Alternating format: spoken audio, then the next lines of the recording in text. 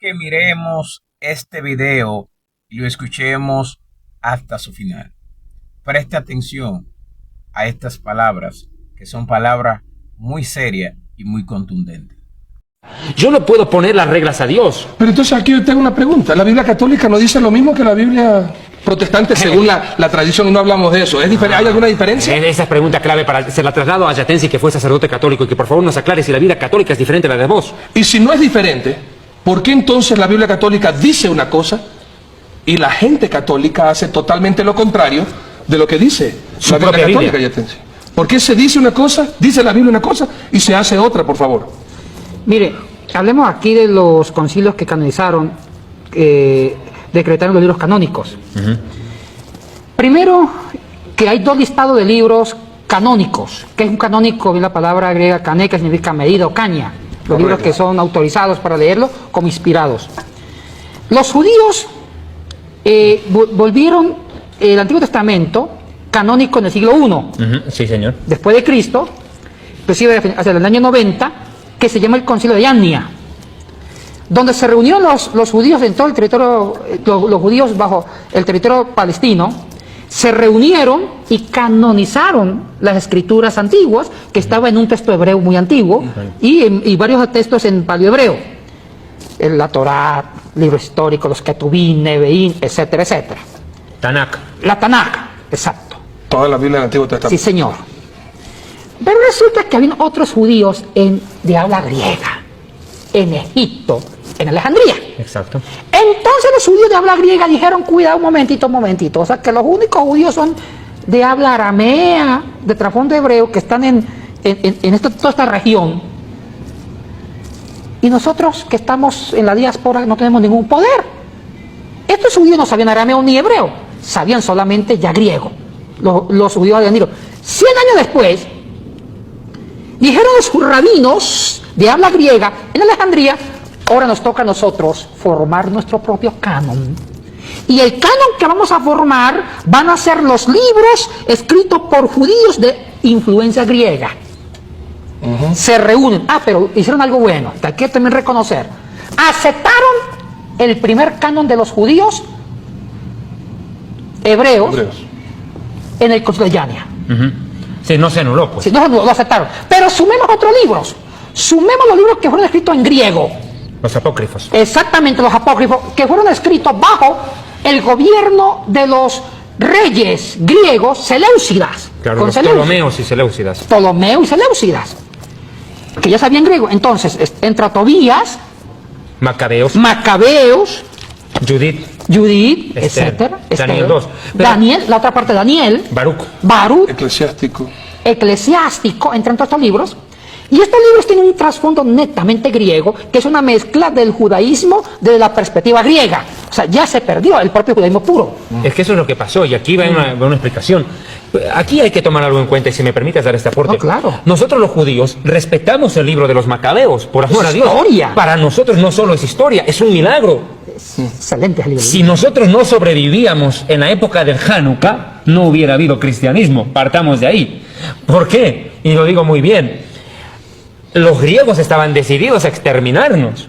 Y Dios levantó a Judas Macabeo y provoca una rebelión impresionante. Arrasa porque los griegos dijeron, dejen de circuncidarse, y lo consiguieron. Muchos judíos dejaron de hacer el Brit Milá o circuncisión. Obligaron a que no guarden el sábado. Querían meternos la filosofía y la mitología griega y hacernos olvidar de la Torá. Entonces el choque ni siquiera fue un choque netamente político, fue un choque entre la verdad contra la filosofía. Un choque entre la Biblia y la filosofía, y los judíos nos impusimos. Y eso es una parte de nuestra historia clave. Fíjate vos que el profeta Daniel, cuando habla en la estatua de Nabucodonosor, habla del vientre de bronce. El vientre de bronce sabemos por escatología básica que representa el imperio griego. Daniel profetizó entonces que los griegos someterían a Israel, y eso ocurrió en esa época. Antíoco Epífanes y compañía cumplieron las profecías de Daniel. Que un judío no lea Macabeos no va a entender lo que es el Hanukkah. Y regresando nuevamente, la diferenciación. Sabemos que hay la diferencia entre libros, pero ¿qué tal en el texto? Ahora, entonces, ¿qué pasa con los judíos de habla griega? Se reúnen 100 años después y canonizan libros, como usted explicó, que también hablan de la historia judía. Los Macabeos es precioso, es un milagro de Dios, claro que sí.